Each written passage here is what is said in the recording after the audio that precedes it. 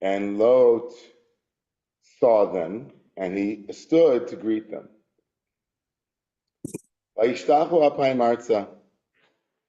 And bowing low with his face to the ground, he said, Yomer, Hine, Na Adonai, please, my lords. Adonai here means Lord, meaning deferential to them. Suru na el beit avdechem velinu v'rachatzu ragdechem. Please turn towards the house of your servant, and resting, whenever you're ready, Caroline, you can just throw it up onto the screen. And whenever, like, and rest and bathe your feet, and then you can get up and go on your way.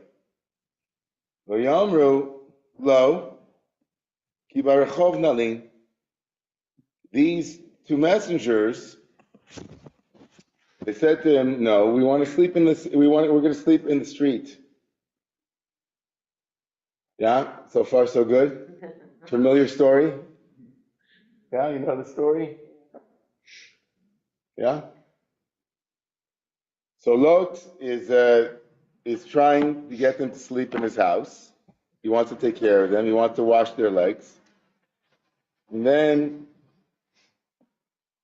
you'll get up and go on your way.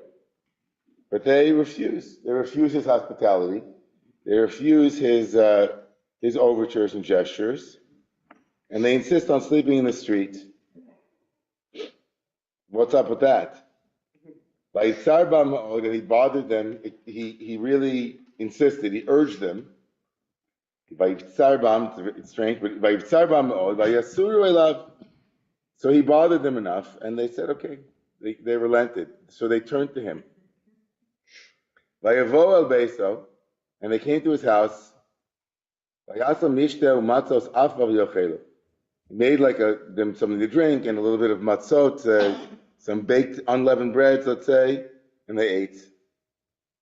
Ba ba bam bam. The music here is very like terem yishkavu, like even before they got a chance to lie down. Presumably it's already night, and it happened so quickly.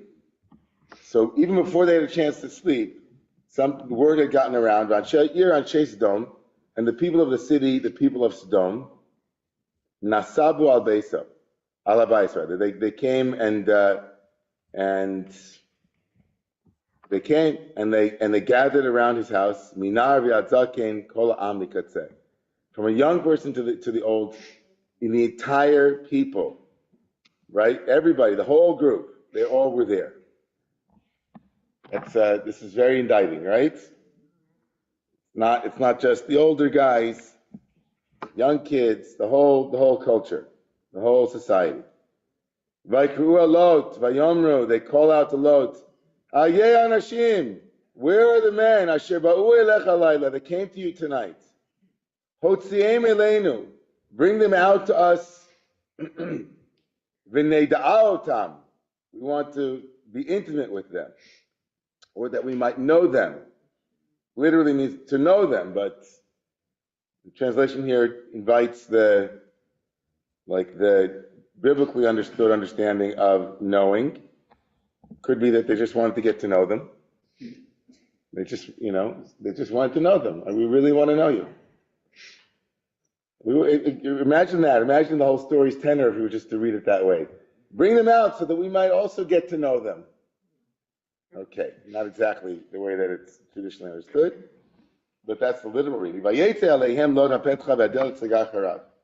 And now Lot goes out to them, and the door to the opening, to the opening area, and the door closes behind him.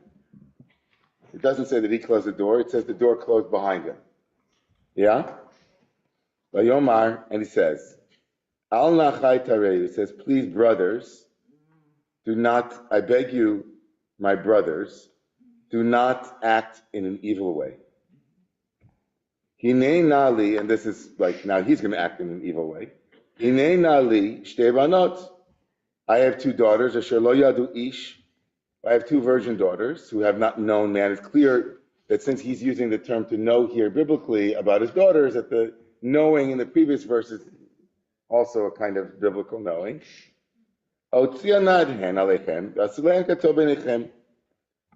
Strange, painful, crazy. It says, you could take my two daughters, you can have them, do what you want with them, what is good in your eyes.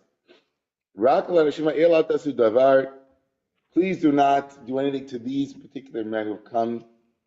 Because they've come into my, like they're in my dominion, like they've become to take shelter in my my roof, under my roof.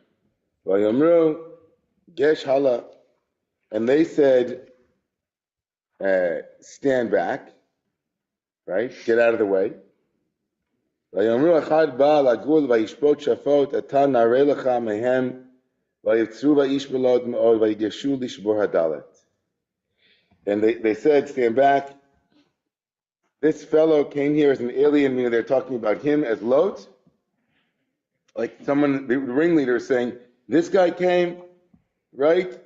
And he already acts like he's the shofet, like he's the judge. Vayishpot shafot, he's the judge of who we're supposed to be. Ata, now, narelecha mehem, nera, now we will deal worse with you than with them. So now he's threatening, now they're threatening Lot. Yeah? And they're getting ready, lishbor hadalet, to break through the door.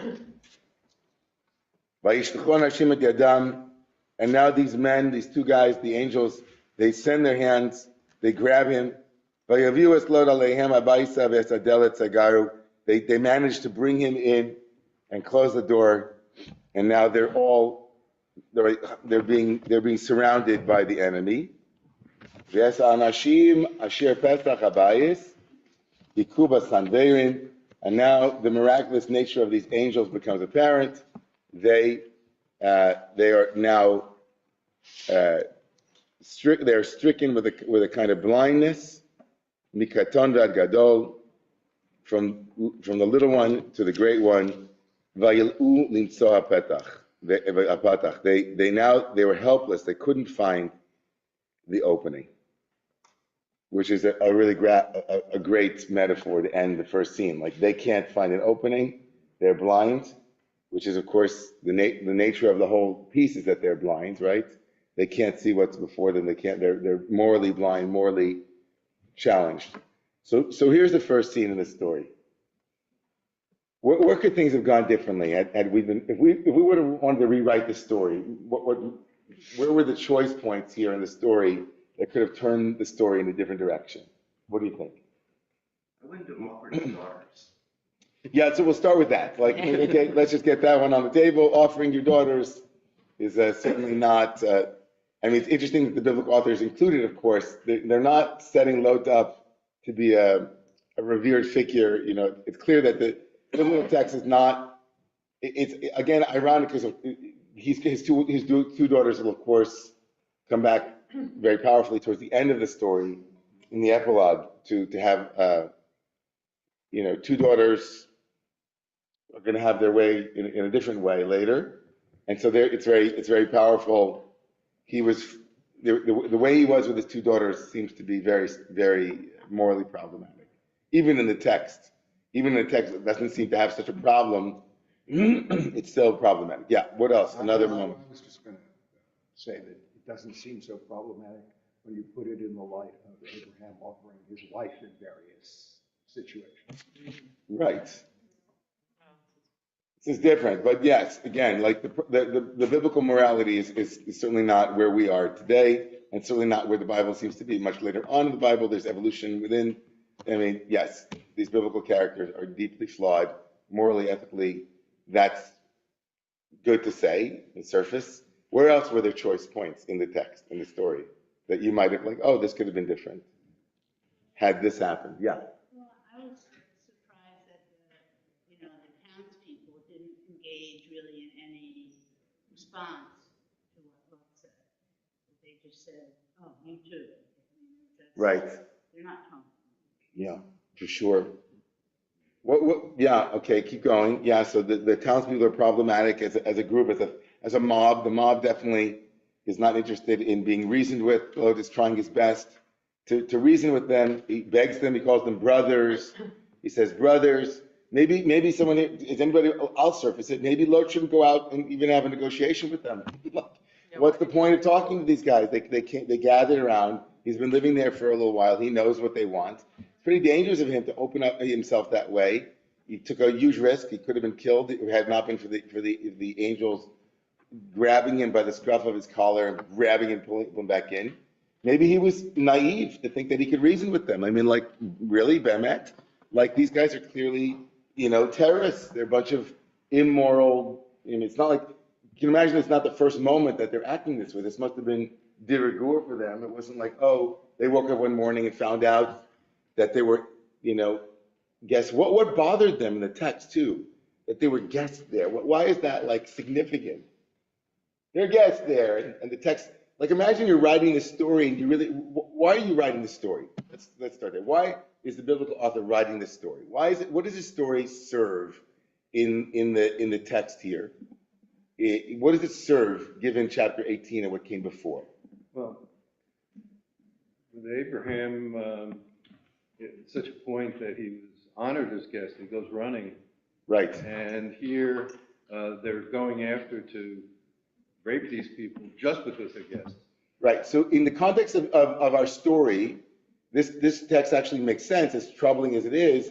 It underscores the two universes, the universe of Abraham, who runs to Greek guests and washes their feet and so on. You see it repeated with Lot. He's clearly in the family business, the hospitality business. He's like really bothering them the way that maybe Abraham is begging the original three men. So hospitality and the value of hospitality is underscored.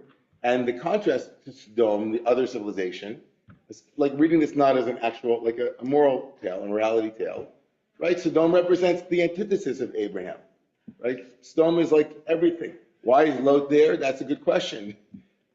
He shouldn't be there on some level, but still he manages to be like Abraham. The story definitely brings out the Abrahamic elements or the Sarah elements in Lot. And by contrast, you have people who are really troubled by Lot's hospitality. It's also instructive that the term used by the mob is, look who made you into a judge, right? Vayishpot shapot. Now in chapter 18, when Abraham is fighting with God or negotiating with God in order to save this city, right? The term to be judge or a just judge is what is used literally, right? God is called to become a shofet, kol haaretz lo yaseh mishpat. Will the judge of the land not be just? And then we have here the people of Sodom are saying, like, look who's a judge. Like, in other words, they're underscoring that they themselves are not just in the most profound way, right? And they're using the same terminology, right? So it's pretty successful to underscore how evil, this is pretty evil. Lot's not exactly, doesn't get off scot-free, but he's trying to at least save the men, which might be a complete confusion of his own values, that his daughters are less important than the guests. But if anything, it makes it even more absurd how much he thinks guests are so important. They came here under the shelter of my roof. How can you possibly, harm them? We should argue that that's a ridiculous, absurd privileging of that value. But it's still like we leave this opening scene and we're thinking, wow, these are pretty bad people, right? Not like, anybody else? And not the most savory of people, yeah. I was wondering why the angels didn't intervene earlier. Earlier, yeah. Why didn't the angels just step in much earlier before this happened, Had they Their power. yeah, they clearly, why don't they just take off their, like their Jedi, reveal themselves as Jedi? I was wondering, given their power, and they wanted to stay in the square. Yeah. Had they just stayed in the square, they might have saved Lot and his family, but done their powers to the mob then and there. Right, so maybe they shouldn't have gone to the house. Why do we need to know that they want, like the text is telling us that they wanted to sleep in the street. They're already signaling something about maybe that Lot is not trustworthy, or they're not they're nervous about, maybe they're nervous about what's going on with that hospitality is a dangerous thing, right? So they don't want to incur the wrath of the mob. Something about that. Okay, so at any moment here, there could have been, we could have imagined other scenarios, but let's actually go into scene 2. Okay? Yeah, sure. Two parshas ago, God destroys everybody. Now it's 2 weeks. 2 weeks later, Yeah, and as it were. it's all starting again. Yeah. And it's somewhat hopeless. I mean, it doesn't show human beings to be.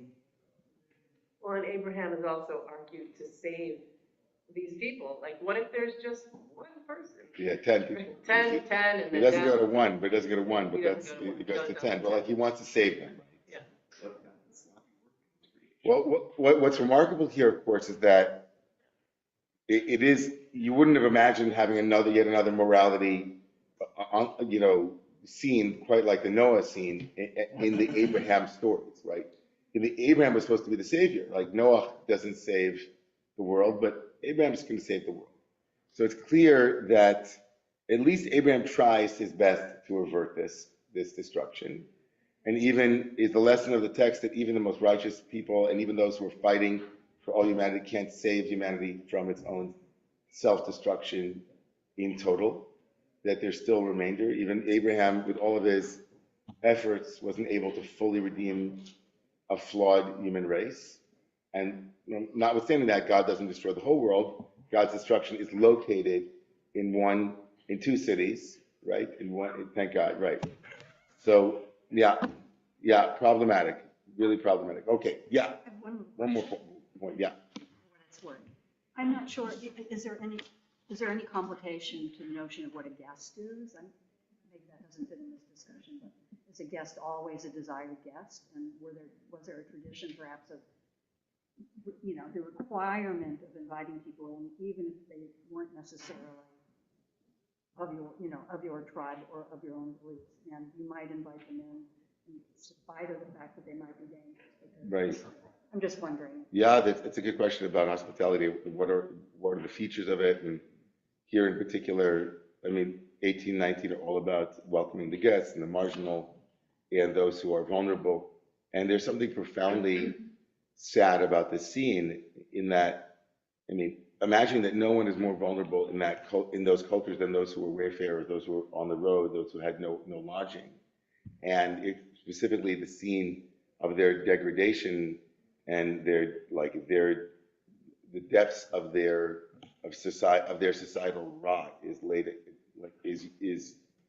through the agency of how they treat the vulnerable. Mm-hmm. And so there's something really poisoned about the water in this place that is being exposed through using guests. Maybe some guests are not wanted, but it seems that the problem that the mob has is just that their people came to sleep there, right? So, yeah, and the rabbi. Too hard to understand. Yeah, it's not like the rabbis really have a field day with how decrepit this culture had become, and it's all pervasive. Text wants us to know that it's like from the top to the bottom. Okay, scene 2.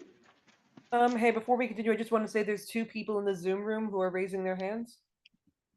I see. I'm aware of the Zoom room, Caroline. So thank you. I got it. I'm looking over here.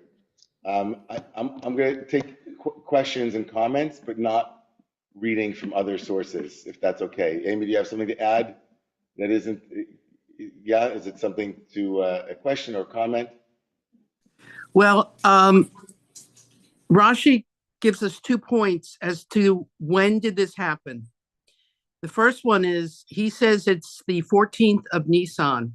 The first point in the text is that Lot makes them, your text says unleavened bread, but Rashi translates it as matzah. And the second point that he makes is that the destruction occurs at daybreak. And on the 14th of Nisan, both the sun and the moon would be in the sky at the same time. As you know, sometimes the moon is setting as the sun is rising. And he says this is important because if it had occurred in the daytime, the people who worship the moon would have said, if only you worship the moon, this wouldn't have happened. And if it had happened at night, the people who worship the sun would have said, if only you worship the sun, this wouldn't have happened.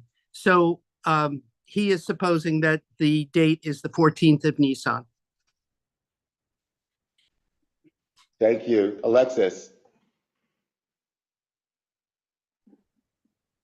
Hi, everyone. Good morning. Sorry, I'm still stuck on the angels.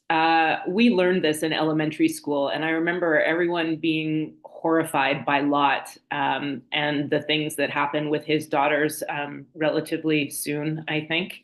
And, we learned red light, green light, and that was red light,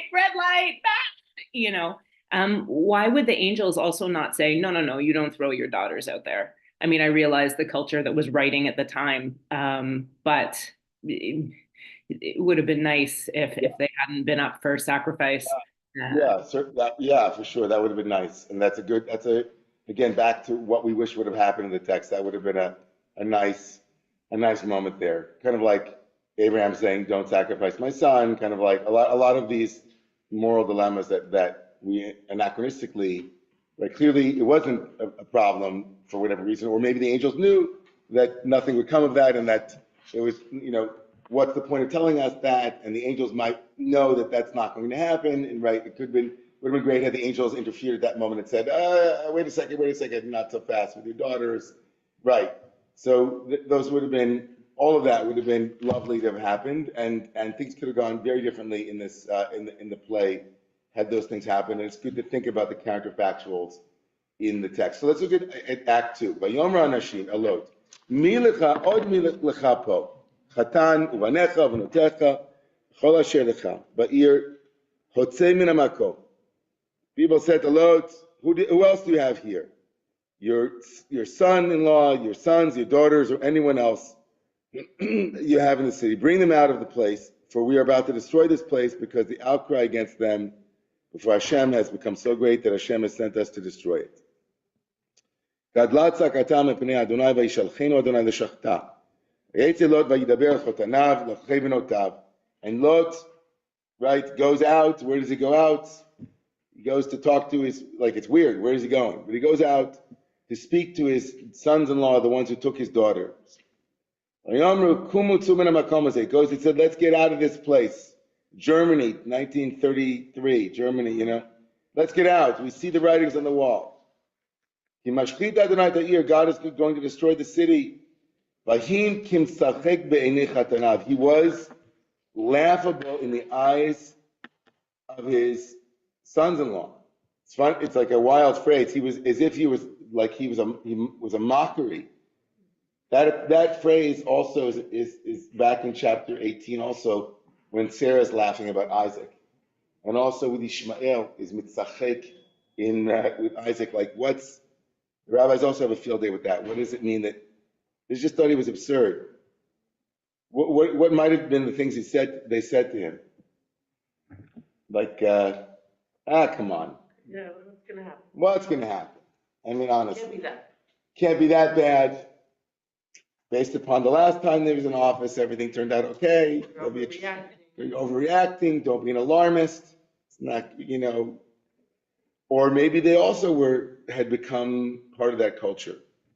And who knows? Which culture? The culture that they were in Sodom. Maybe they had become very much, maybe they were men from Sodom. Maybe Lot was so callous with his own children. Not only was he going to give the two daughters, but he had already given daughters to the men of the city he had invited in like that quality. When do you care about us? Right, exactly. Now you care about us, or, Rachel. I'm thinking the first weird thing that happens is angels say, I'm not coming into your house, I'm going to sleep in the street. And I'm thinking, wait a minute, if Lot was already a pariah, because he had some attribute of decency in him, and the town knew that Lot was superior morally, then angels coming into the house would signal to the city to attack Lot, wouldn't they? Yes. So, Lot was kind of naive, wasn't he, in a way? Yeah. Yeah. If some Democratic group wants to rescue me Yeah. because I've got a big Democratic mouth, Yeah. and says, well, we're staying at the evangelical church now. Right. You Yeah. know, that's a signal to me that, whoops, they're after me, and I Yes. should not signal any relationship with these angels. But Lot is very naive. I mean, he certainly, he doesn't, Lot is a very complicated character, certainly here, and the fact that the Torah spends this much time trying to underscore his significance to his uncle on the one hand, and his absolute, like, who Lot is strange, because you'll see in a moment that Lot becomes like in a couple of moments, you'll see that he's a significant figure in the future rabbinic ideas of what redemption looks like. So let's go on a little bit further here. So Lot comes out, just like dawn break, Allah, as the sun is rising, and the angels, the messengers are urging Lot on, saying, get up, kum, kum, what, he went to sleep? Okay. Wake up, get up, take your wife and your 2 daughters. Hanim sos. Like, it's not, the rest of the daughters are not going to get it, and the sons-in-law, they're not going, but save your 2 daughters. Penti safeh be'avona ir, lest you be caught. These 2 phrases, penti safeh, are a callback to chapter 18, where Abraham says to God, Hatispeh, are you going to gather in the innocent with the evil? So we don't want you to be caught in the sin of the city. But they delay.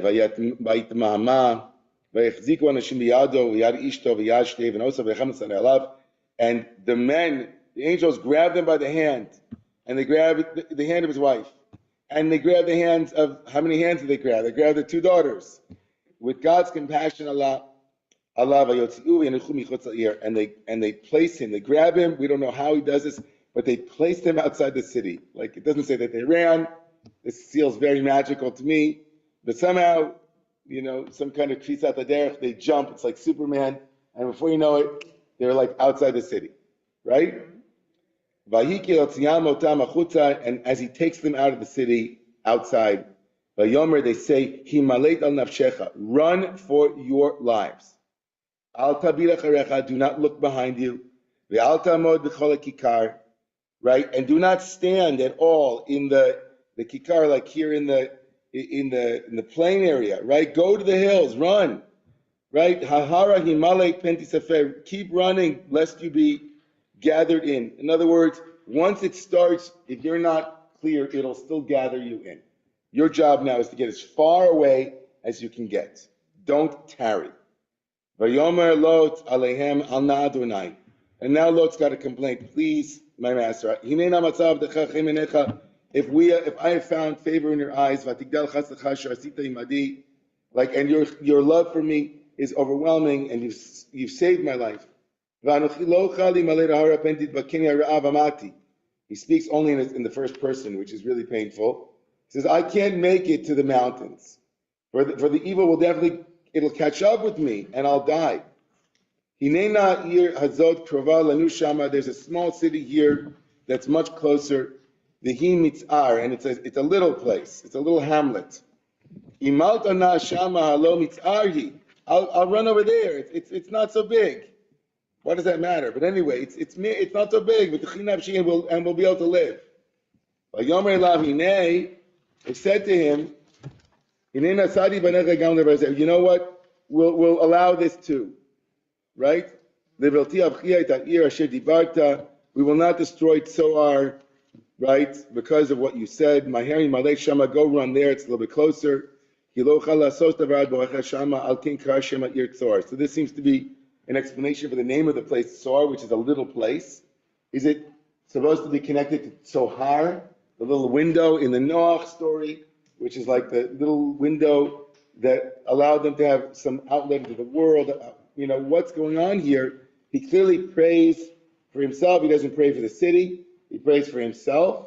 Says make a dispensation place for this little city. It's not a big deal. Apparently the city was also going to be destroyed, but now it won't be destroyed because he's going to be there. It's a little closer. So what's coming down will not reach to Tzoar. Now, scene 3, let's do quickly. Hashemesh yatzal haaretz v'lot ba'tzora. And now the sun has come up, and Lot arrives in Tzoar. V'Adonai hintir al Sodom el Amorah gafrit va'esh. And God rains down on Sodom and Amorah like fire and brimstone, right? Literally fire and brimstone. It comes from, and God destroys the cities, overturns them, and the entire, right, the plains, the inhabitants, right, it's completely destroyed, including the vegetation of the ground. And his wife looks behind him, not behind her, behind him, but and she becomes Nitziv Melach, and she becomes a pillar of salt. Vayashkim Avram Baboker, and Avram wakes up early in the morning, which is reminiscent of chapter 22.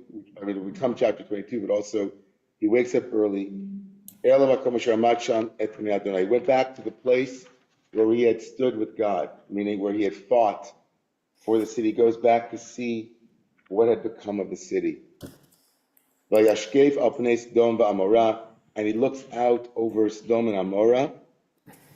Val kol pnei Eretz hakikar, he looks out over the whole plain. Vayar v'hinei ala kitor haaretz ki kitor hakivshan, he sees that the entire smoke of the land rising like the smoke of a kiln. Vahi v'shachet limit arei hakikar, and it was when God destroyed the cities of the plain. Vayizkor limit Avraham, and God remembered Abraham by Shalachet Lot mitoch havicha, and had sent Lot from out of the havicha, from out of the overturning or the destruction. When God destroyed the cities where Lot had been settled. What is the sin? A lot to talk about here. What is the sin?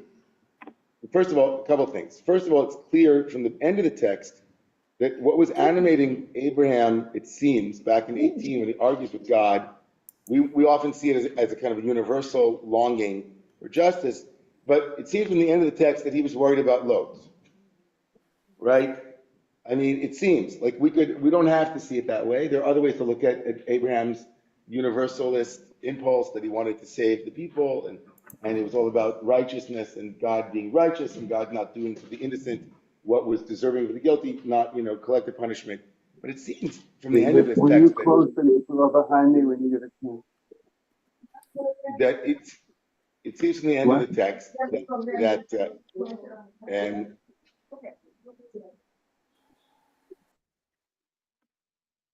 it seems from the end of the text that Avram is really what animated God was his love of Abraham. Avram had a nephew there, and so on. And Lot, it also seems, doesn't deserve to be saved either. It seems, but it does it for Avram. But what did Lot's wife do to like in the text that deserves this unique moment in the text, right? So that I want to turn our attention to now in the next couple of sources. Look at source number 4 in the text. Rashi, we quoted Rashi earlier. Let's look at Rashi as she became a pillar of salt. The rabbis have to go to great lengths to explain this thing. This is it's like such a strange moment in the text, like this looking backwards business. Like it's clear from the text that looking back is not like a punishable sin, but it's not like if you look back you'll be punished, right? But it's don't look back because it'll slow your escape. You're supposed to get out quickly. It's about to happen.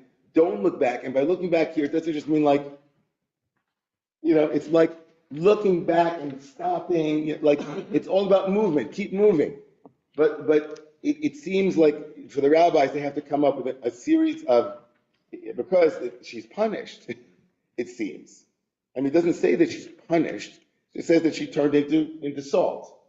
Now, let's look at you can understand it allegorically, or you can understand it a bit more naturalistically. So the rabbis struggle with this. So Rashi says, "B'melech chat'a u'b'melech lakta, amar la atni ma'at melech le'orchim alalu, amar lo afa minhag hara ze ata ba lanhig b'makom hazeh."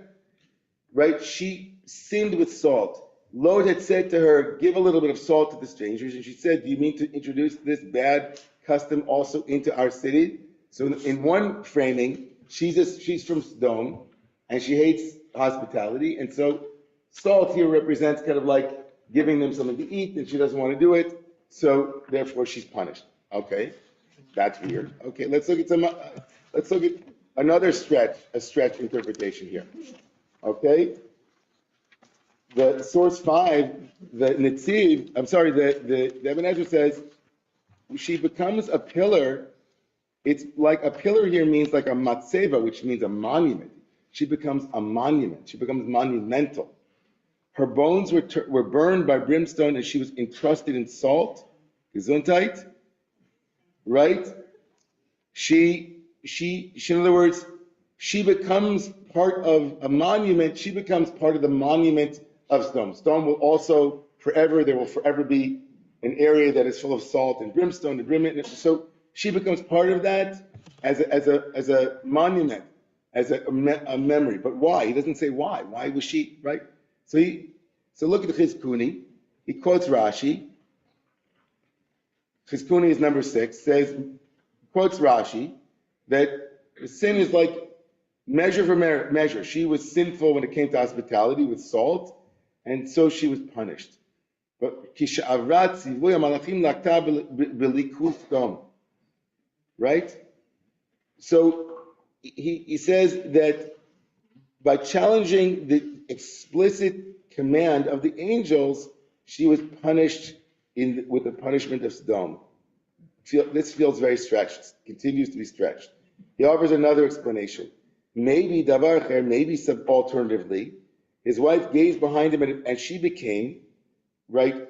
It doesn't say she, it says vatihi, it became. So maybe she turned around to see that the city had become, right? The entire land became filled with salt. In other words, this is radical. She herself didn't become salt, a pillar of salt, but she turned around, but to see that the city becoming salt and the land turning over. That's a radical interpretation. Most people think that it was her. And let's go in a different direction. Rabbeinu Bachya says, right, the great commentary on the Torah, Rabbeinu Bachya writes, he's troubled where it says she looked behind him. Who's the him that she looked behind? It should have said, Vatabeit Ishto, his wife, Me'achorea, she looked behind herself. So he says it must mean that the him there that she looked behind is referring to some other character. And who's the character? The angel who was sent to destroy. And when she turned around, she saw the back of that angel, as it were, or the angel she looked behind the angels, right, to see the destruction of the towns. And this also becomes another interpretation. If you turn the next source number, let's go to source number 9.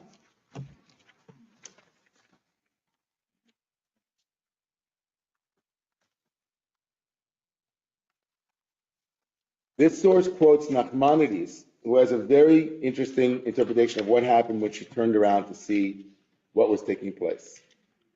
In this source, quoting Nachmanides, the great Spanish commentator, Kabbalist, that when you look at a polluted air containing all kinds of harmful ingredients, that looking at harmful things transfers harmful images to the brain, and from there to the rest of the body.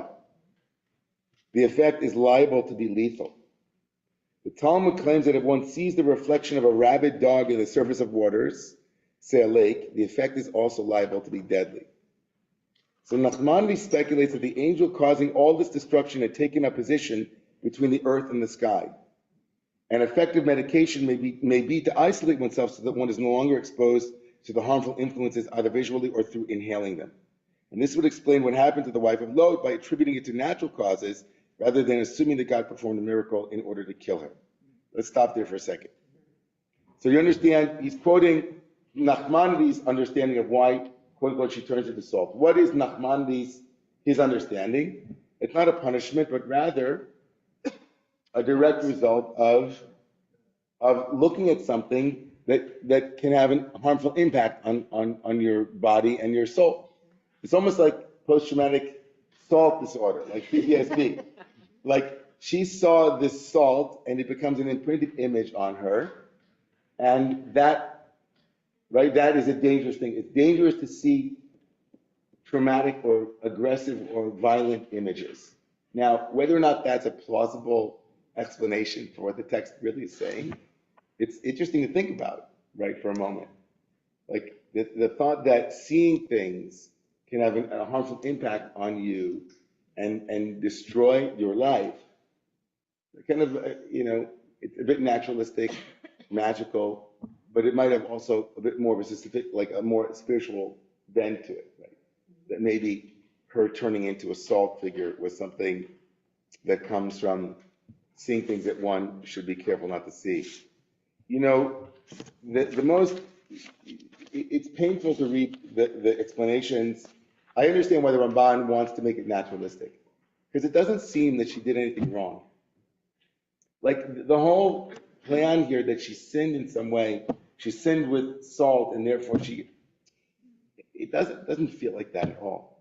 And if you look at source number 10, right, this is like a continuation of that she sinned theme. This is Midrashic source that says, that explains what Rashi was saying, that she sinned with salt. Another way to understand it was that how did the people of the city know that there were guests, that they had arrived? So the Midrash imagines that she went around to ask the people for salt. And she did it on purpose in order to clue them in that guests had arrived. That she was kind of a double secret agent. She was with Lot, and her name is Edith, which means to be a witness. And she was like a spy for the people of Stone. And the salt business was, she went around saying, do you guys have, like, to her neighbors, anybody have some sugar or some salt? And they'd say, why? Why do you need salt? And she'd say, well, we have guests. So in that vein of her being this kind of secret agent, she's punished. But let's look at a much more sympathetic rendering of this, okay? If you turn to source number 14,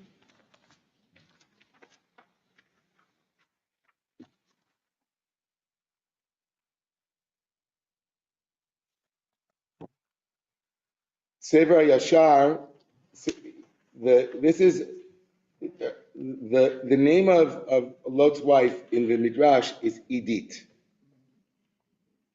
So look at what this Midrash says. Why did she look behind her? She looked behind her. Edith, the wife of Lot, looked around to see the destruction of the city. For her compassion was aroused for her daughters that did not go along with her, but had remained in Sodom. And as she turned backward to see what occurred, she became a pillar of salt. And that pillar is still standing in its place to this very day. And the oxen which frequent that place daily lick the salt pillar until they come to the toes of its feet. But until morning, and by morning, all they licked off would grow again to be consumed again the coming day, even to this day. In this rendering, number one, Edith, as a mother who has to turn her back, as it were, on her daughters who could not come, or whose husbands refused to let them come, she becomes a monument to the pain of leaving behind right? Loved ones, the pain of having to save oneself at the expense of loved ones, or the guilt. She becomes a paragon of that profound guilt, or the profound survivor's guilt, or the inability to move forward, or the refusal to move forward. Her figure becomes more complicated, and it also underscores that there's no sense from the text that she's punished. Like there's no sense from this text that this is like, and God struck her down. It's almost an immediate existential reality that happens from her gesture. And it softens her character in a way, in a beautiful way, I think. Far Hmm? different from a double. Very different from a double agent, Are right? these different from the daughters that end up with Lot? So what happens is, of course, she dies, and we'll get to the daughters in a second, right? She's not, right. The daughters, they are different, because these are the daughters that have not been known by men. They're the ones who are saved. Those are the daughters who have husbands, right? And so that's the text. Yeah. So, yeah.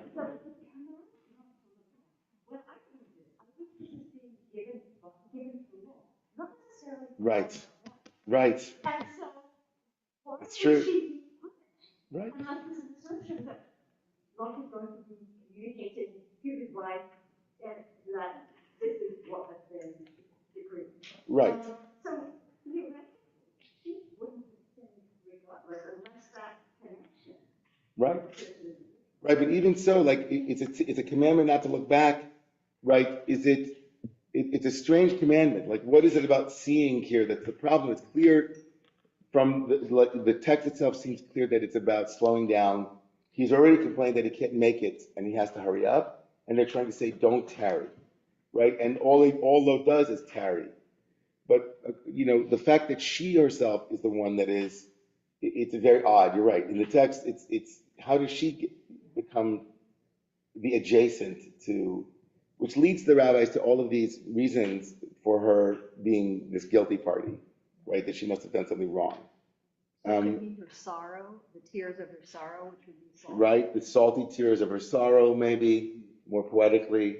Salt is synonymous with life, which is where this has always confused me because life doesn't exist without salt. Right. Shouldn't that be central to the story? Right, that the salt here, the salt. I mean, listen, the most elegant explanation is that this is this entire story is created to explain, right, the clearly destroyed cities and kind of and probably an extant folktale that helped explain to give some meaning to the geography, as it were. Right? There's some story behind it, and it becomes a moral story and embedded with the Abraham Lot story to show why Lot won't be chosen, right? Lot isn't chosen. This is clearly after, right? This is after we've already been told in chapter 18 that Isaac is going to be the born one, and Lot has to be, canceled from the series. But we'll see that at the end of the story, Lot is vital somehow in the story of Ammon and Moab, the future enemies of the Jewish people or neighbors.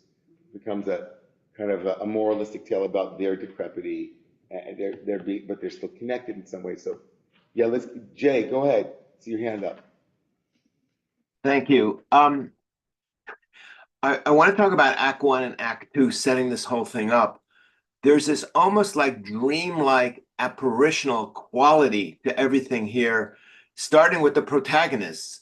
In Act 1, they're Malachim, then in Act 2, they're Anashim, then Malachim, then Anashim, and then at the end, when permission is given in terms of Zohar, it's one, it's in single. Suddenly it's one person or messenger or angel. So there's almost like this kind of coming in and out of focus if I'm watching a movie and I'm not quite sure what the heck's going on, and am I dreaming? And there's a lack of consistency and stability in the protagonist. And I'm just wondering if that's ever commented on in the tradition, or because to me, in terms of the text, that seems to be a very puzzling setup. Yeah, the whole thing feels, from the moment chapter 18 begins with the vision that Abraham has until the end of this story, we're not sure what level of reality we're living in. There's even a tradition that says all of this was happening All of chapter 18 was a vision.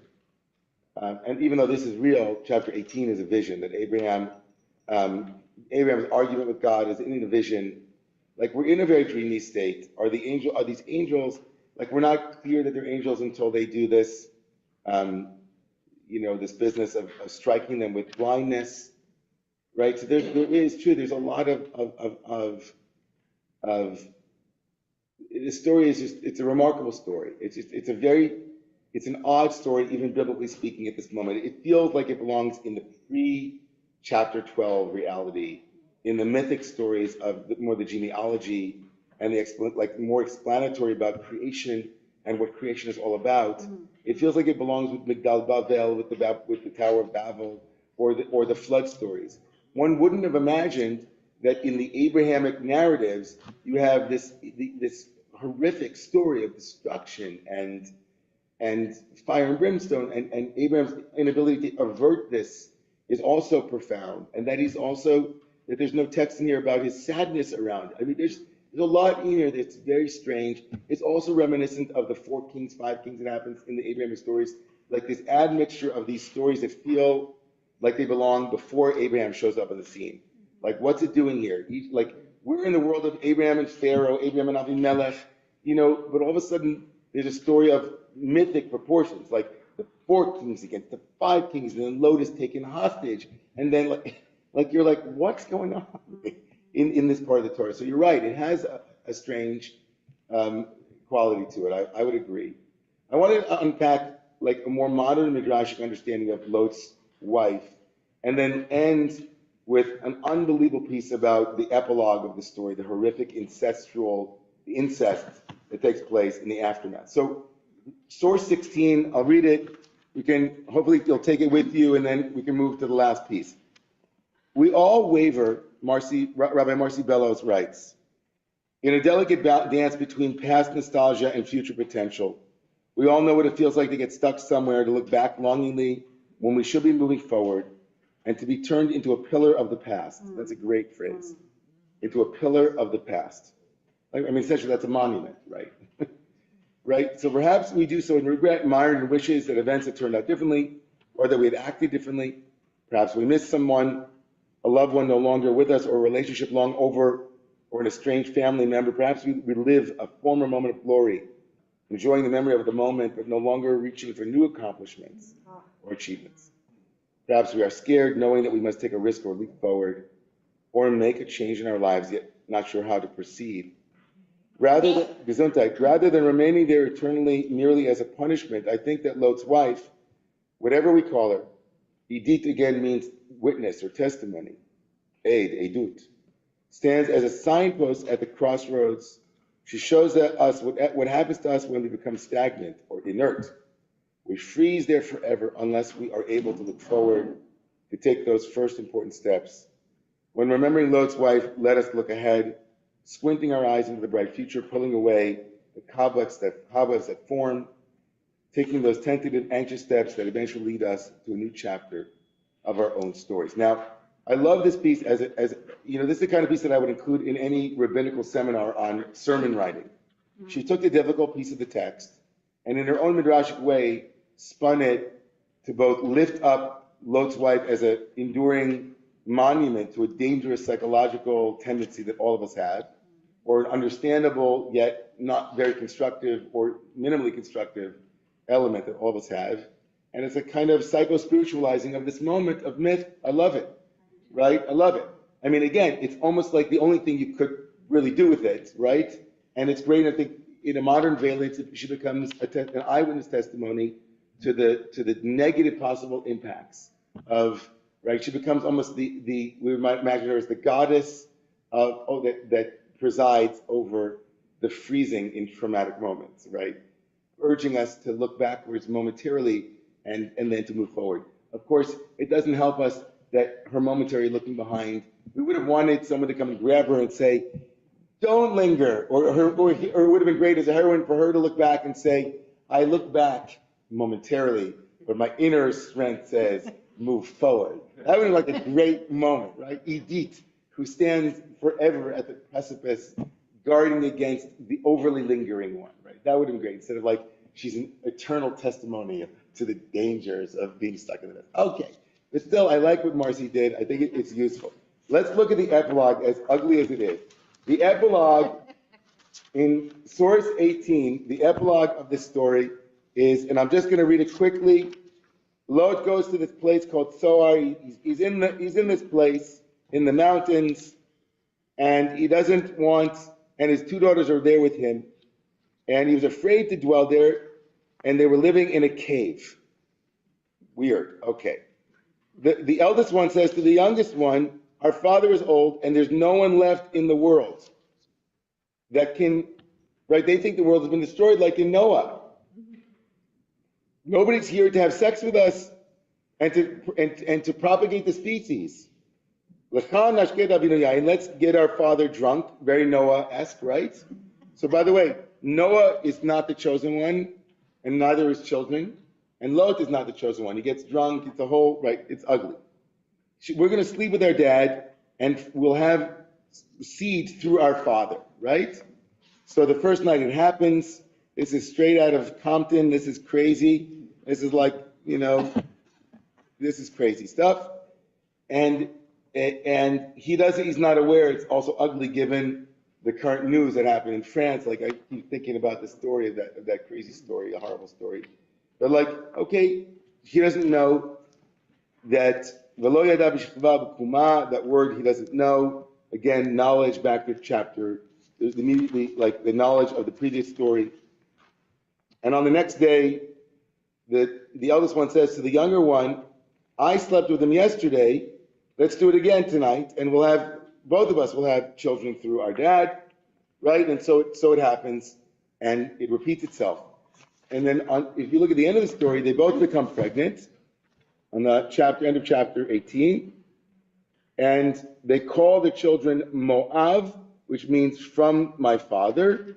And the younger one also had a son and called him Ben Ami, right? The son of my nation.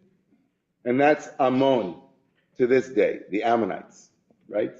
It's hard not to read the story, of course, as a later written story to explain how the Israelites viewed the Moabites and the Ammonites, or the Ammonites.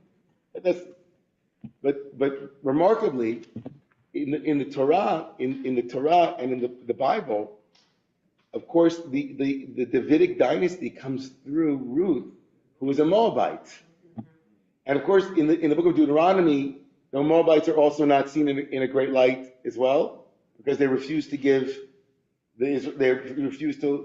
feed the hungry Israelites who just left Egypt. But that doesn't stop the rabbis and the Bible and the rabbis from constructing the entire future messianic lineage from this ugly, incestuous messianism. It's messianism. So what do you do with that? And I want to read to you one of the most powerful pieces on this from the great Rabbi Yosef Dov Soloveitchik, the great modern Orthodox rabbi of the 20th century, who writes that Matan Torah is bound up with the Messiah. Revelation and the giving of Torah is forever bound up with the Messiah. Why? Because Ruth, after all, is read on Shavuot. Shavuot is the holiday that reminds us that Torah came into the world. And so the Messiah, meaning Ruth, the grandmother of the Messiah, is forever connected to the giving of Torah. Right? The Messiah who will possess the heroism of his grandmothers, the grandmothers, whom the Almighty found in the non-Jewish world. They represented the heroism of loneliness, the heroism of universal commitment, and the heroism of faith and waiting. The ideal of Matan Torah will be fully realized only in the time of the Messiah. This great vision of a redeemed world would have been impossible had Lot's daughters been destroyed in Sodom. Torah is so interested in telling us the strange story of the act of incest that took place in the cave. Why else would the Torah record such an ugly event? It is not a story of incest, it is a story of the Messiah. The personality of the King Messiah is not monotonic. God weaves the personality of the Messiah with vast amounts of multicolored threads.